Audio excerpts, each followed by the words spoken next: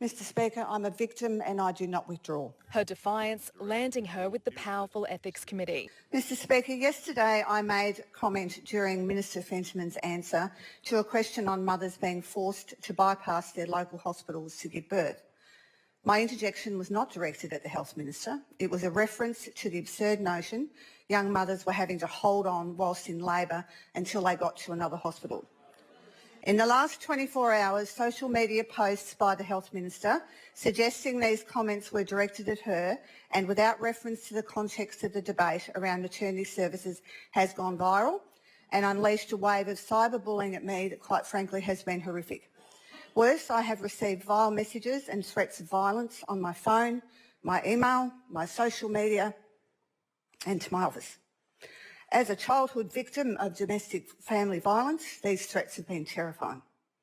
I now ask that the incitement of these threats and stop and plead with the Health Minister and others to take down her misleading and deceitful videos. I call the Minister for Health. I rise on a matter of privilege suddenly arising. The member for Mudgeeraba has made very strong allegations that I have incited threats of violence against her. I find that... Order! Members to my left, the House heard the member for Mudgeeraba's statement and they heard it in silence. I'll ask you to do the same courtesy to the Minister for Health. I reject that. I find it personally offensive. I will ask her to withdraw. Like all members of this House, I have a duty of care about comments that are posted on my social media. I take that very seriously. Just briefly, I think you need to separate your matter of privilege suddenly arising from taking personal offence. Member for Mudgeeraba, the member has taken personal offence. Will you withdraw? No.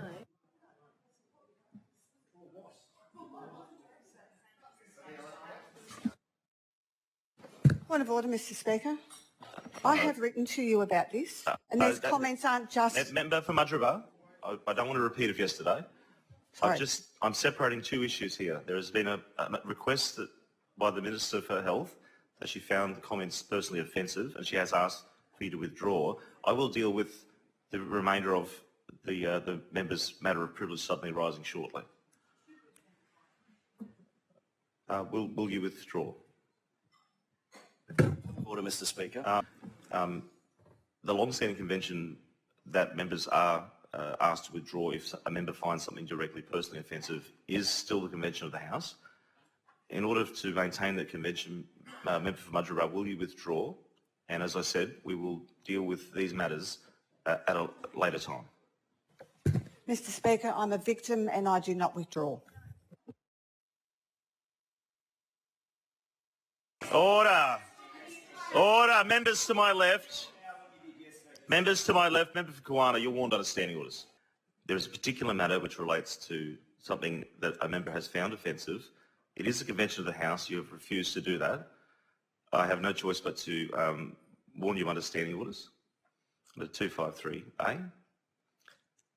And I trust that all members understand the importance of convention because it is one of those important things that actually helps guide the House through challenging times. Honourable members, during question time, I have had time to reflect on the refusal of the member for Mudgeeraba to withdraw comments at my direction under Standing Order 234. Now, I appreciate this is an emotional issue for the member. However, in terms of the office that I hold, I cannot allow directions by me under standing orders to be simply denied.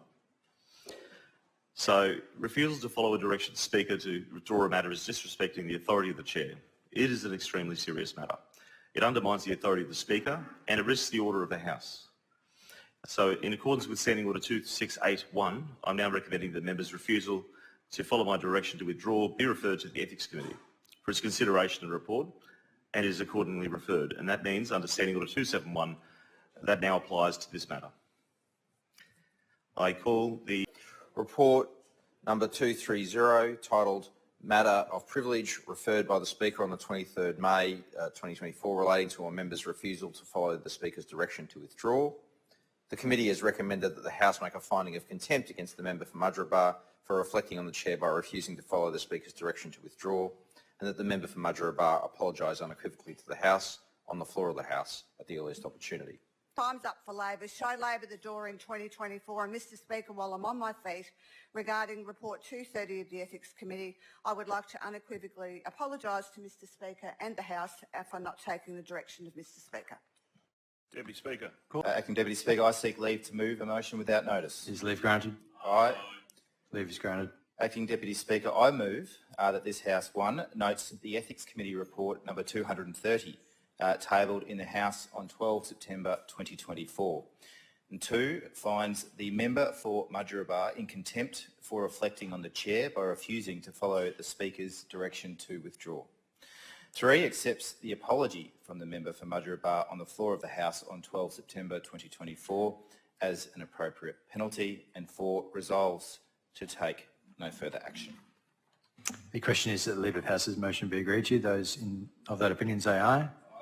Those against no. I think the ayes have it.